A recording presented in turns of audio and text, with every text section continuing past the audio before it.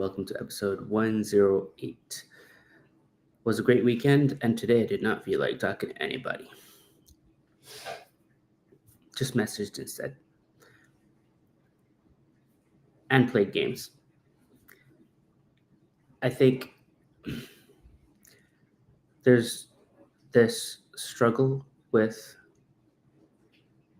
real life where sometimes you feel that you're just stuck and you don't see progress that games solve very, very well.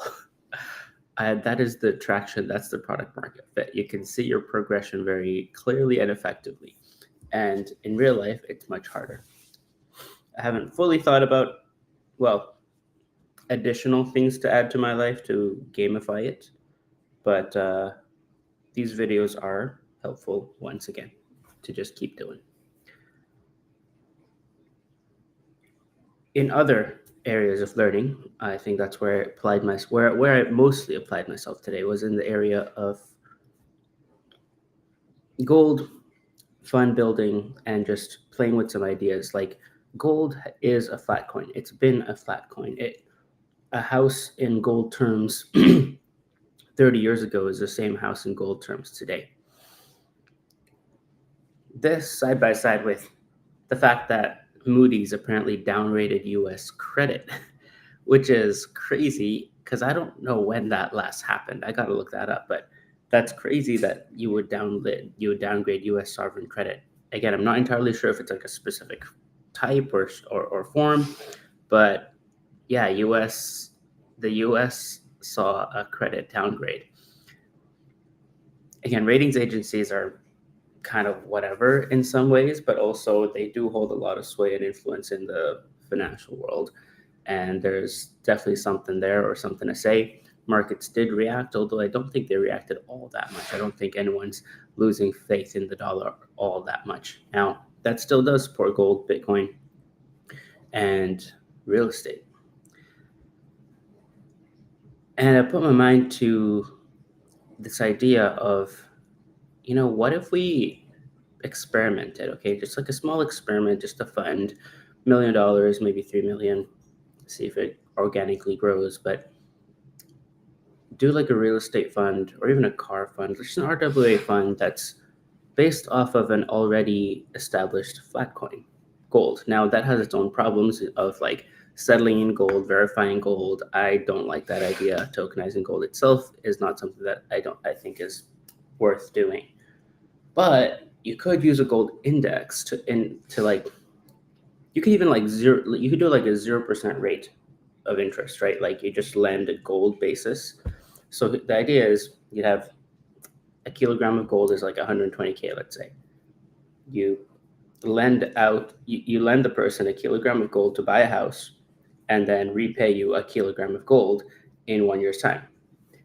Historically speaking, for the most part, you are going to, over a 30-year period, experience it's fluctuated, but it's been between 4 to 7 to 10% gains.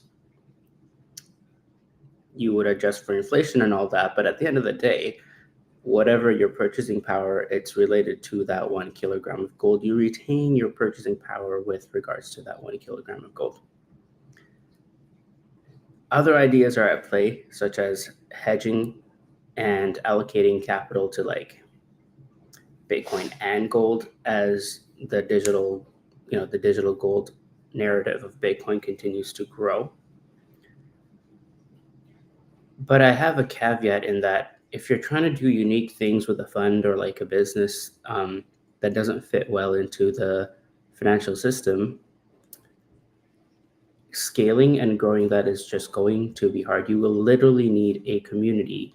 And I think that's why community is so important and strong in the Bitcoin ecosystem, is that you need that cult leadership in some ways. You need a group of people that literally think differently and are demanding everything to change or be presented from the ground up in a different manner. And I think we are still way too early. It's like 100K Bitcoin. It's actually really still way too early. And we're going to see like spikes of interest from these communities, and then it's going to die down. And it's going to take, I think, another 1 or 2 cycles to actually really catch on, take off, or even have a significant participation in the financial markets and world. And it's like, well, okay, you're building a business in that way, and what do you do? What do you do until then? Like, do you just like take a job and allocate money to Bitcoin and hope it goes up? um, you can, obviously, nothing wrong with that. But like as a founder, it's like, well, you got to establish a community. You gotta, and I think that's where like LIFO or Trevor, um, they have their communities, their cult communities. You know, it's focused on AI and art and ordinals and Bitcoin technology, and really, there's a lot of play involved and lots of innovation as well. So I haven't really decided where to go with that yet, but maybe we'll sleep on it, and maybe we'll, and maybe in some ways I've been doing these videos and trying to build some audience in some way, and people do watch, which is cool. Thank you for watching.